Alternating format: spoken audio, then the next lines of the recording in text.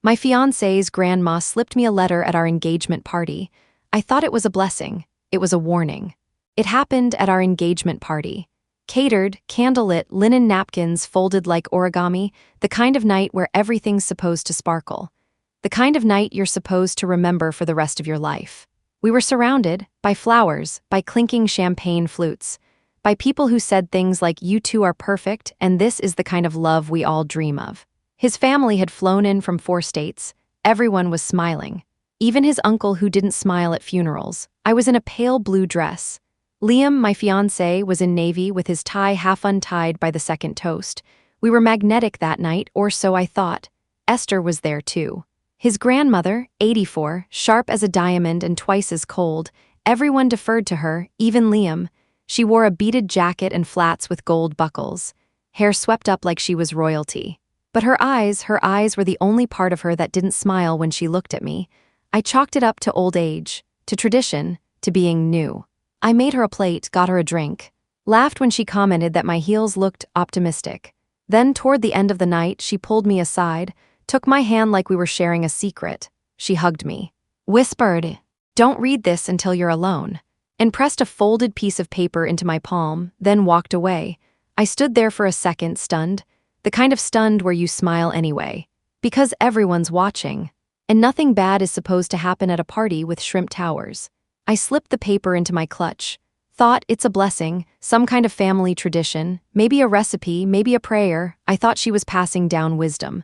But when I opened it later that night, in my bedroom, dress half unzipped, champagne headache blooming behind my eyes.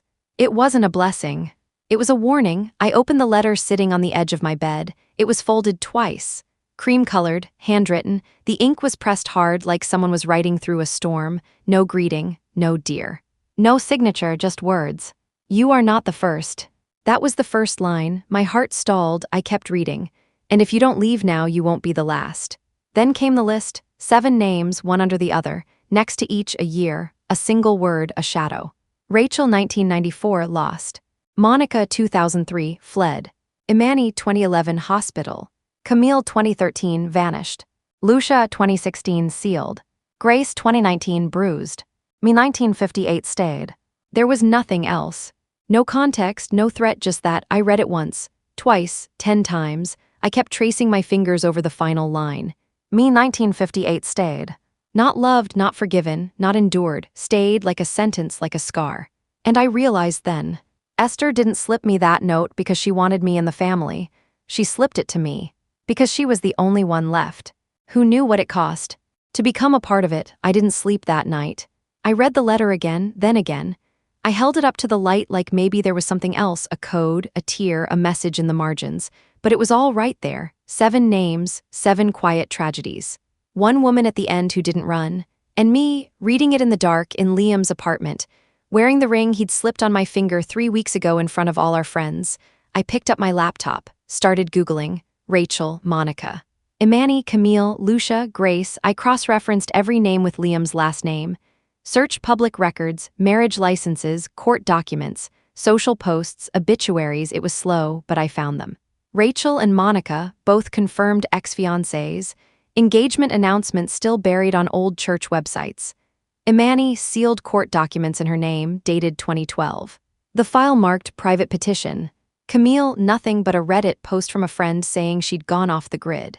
Lucia, a photo from an old work retreat, Liam's arm around her shoulder, smiling, and Grace. Grace had a fundraiser, one of those donation links with a photo of her eye swollen shut. Caption, "Injured but free." I scrolled through her feed. It stopped abruptly in 2020. I sat in the silence. Laptop warm in my lap, the city outside still pulsing. The ring on my hand suddenly heavier. Later, over breakfast, I asked Liam casually about his past. "Were you ever close to getting married before?" He smiled, sipped his coffee. "There were a few almosts," he said. "They didn't work out." That was all, no details. No grief, no shadows in his eyes, just a shrug, a reset. A line rehearsed and smoothed over time. It wasn't cold, it was clean, sanitized. As if none of them, the women before me, ever existed at all. I called Talia that night, my best friend since freshman year. The only person who'd ever told me flat out that I make excuses for people when I'm scared to lose them. She picked up on the second ring. I didn't even say hi. just, "Can I read you something?" And I read her the letter, word for word. There was silence on the other end for a while, then she said, "She gave you names, that's not a warning. That's a record." I told her about the Google searches, the court documents, the black eye, the way Liam called his past almosts. She didn't tell me to run, she asked me a question. Who do you become in this family? Not what will he do to you? Not do you think it's true, just who do you become? And I couldn't answer, because I'd already started changing. I'd started watching my words, lowering my tone. Smiling when I felt uneasy, backing out of plans I used to love. I'd stopped telling Talia the full truth, stopped telling myself the full truth. The letter didn't introduce the fear, it named it. And Talia, she wasn't afraid of Liam. She was afraid of the version of me that stayed. Esther called me the next morning, early, before sunrise, the kind of call that rings different, like something old reaching out. I answered, voice still gravel. She didn't ask how I was. Didn't say hello, just said, "If you pretend you didn't see it, no one will protect you when it starts." I sat up in bed. "What do you mean?" I asked. She exhaled, not tired. "Resigned, it starts with silence," she said. "Then shame, then the stories you're not allowed to tell." Then she hung up, just like that. No goodbye, no explanation, no comfort.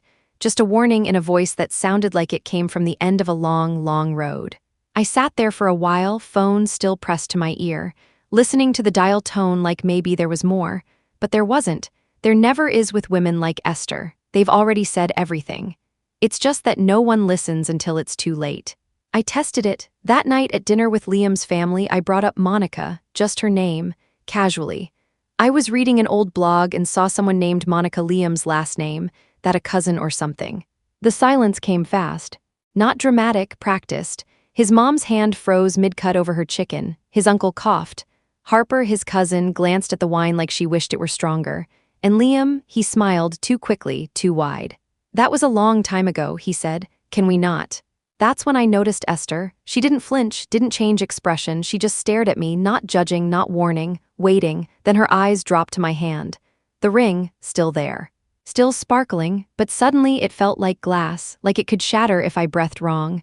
No one spoke for the rest of dessert. We ate in silence, choking on whatever it was they'd all agreed not to say.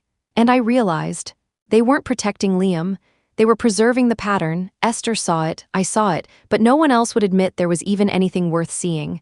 I asked Liam the next night, point blank, "Why won't anyone talk about your exes?" He was shaving, shirtless, towel around his waist. He didn't look at me, didn't pause, just said, "Because I only talk about what matters." Then wiped the blade. "And you matter." He finally met my eyes. "That's why I need you to let this go." And there it was, a line, rehearsed, crisp. I don't even think he realized he was doing it. Saying the exact thing that would sound like love, but feel like containment. There was no rage in his voice, no edge, just confidence, like he knew I'd fold because they all had, like he knew his charm still worked. Because it always had, but I didn't feel warm. I felt managed, like an image, like a campaign, and I saw it finally. For what it was, not romance, not protection, not love, control, delivered in a velvet box. I found the second letter 2 days later. Tucked behind a photo in Esther's hallway, one of those heavy black and white frames no one ever dusts. I hadn't planned on snooping. I was reaching for a book, and it just slipped. The photo fell forward, and there it was, an envelope, faded, thin, addressed to whoever finds this. I stood there, heart pounding. The house was quiet. Esther was in the garden, everyone else was out running errands. I opened it, it was short. Only 3 lines. I stayed, I shouldn't have. Don't be graceful about it, be loud. Break something on the way out. That was it, no names, no context, just a message meant to detonate in the hands of someone like me, someone polite. Someone trained to whisper instead of roar, someone next. I folded the letter, slipped it into my purse and went home, didn't cry, didn't shake. I just made a plan not to leave quietly, but to leave loud. Liam's birthday dinner was the following weekend. His mother hosted.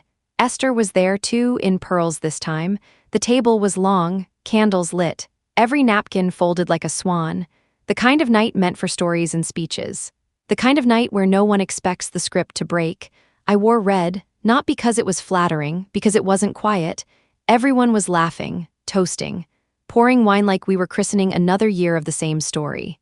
Then dessert was about to be served. I stood up, raised a glass, and said, "Before we cut the cake, I'd like to read something." Forks paused, Liam smiled at me, until I reached into my clutch, pulled out the folded letter, the first one. Esther's, it's from someone who never got a chance to speak. The room changed, not loudly, not visibly, but the energy dropped 30 degrees. Esther looked at her plate, everyone else looked at me. I opened the paper and started reading. Name by name, word by word, truth by truth. And not one person stopped me, because they all already knew. I read the whole thing, every name, every year, every word that had been whispered too late, too often. The air in the room went still. Not in shock, but in recognition. I looked around and said, "You told me I was part of this family. But families protect, they don't consume." And then I took off the ring, slow, deliberate, set it on the table in front of Liam. It didn't make a sound, but it rang louder than anything I could have screamed. Esther looked up at me, nodded once, her face unreadable, but her eyes peaceful. Like something inside her had just been put down. Liam didn't speak, didn't reach for me, didn't defend, he just stared at the ring, like it was proof of something he'd been trying to deny for years, and I walked out. Not because I was weak, but because I finally understood. The only way to break a curse is to refuse to inherit it. People started messaging me after, some angry, some apologetic. Some pretending they didn't know exactly what I'd read out loud, but one message stopped me. It was from a name I recognized. The third on the list, Imani. She found me on Instagram, sent a short DM. I always wondered if someone would end it. I sat with it, typed, deleted, typed again, then finally replied, "I didn't end it, I just said it out loud." She sent a heart, then, "Thank you for surviving differently." We didn't say more. Didn't need to. Sometimes legacy isn't just about what we pass on. It's about what we refuse to. They still send wedding invites. Still post anniversary slideshows in muted tones and golden filters. Still tell their stories in polished frames. As if the cracks weren't part of the design. As if silence was loyalty. As if history didn't bleed when left unspoken. But I kept the letter, folded tight. Ink faded in places where my fingers pressed too hard, and I keep it not for me, but for whoever finds it next. If someone else gets handed that paper in a kitchen, or finds it behind a frame, or reads it with shaking hands in the middle of a perfect night, I hope they add my name to the list. Not under fled, not under lost, not under bruised, just Sophie 2024 refused. Thank you for watching. Please do not forget to like, comment, share, and subscribe. I love you all.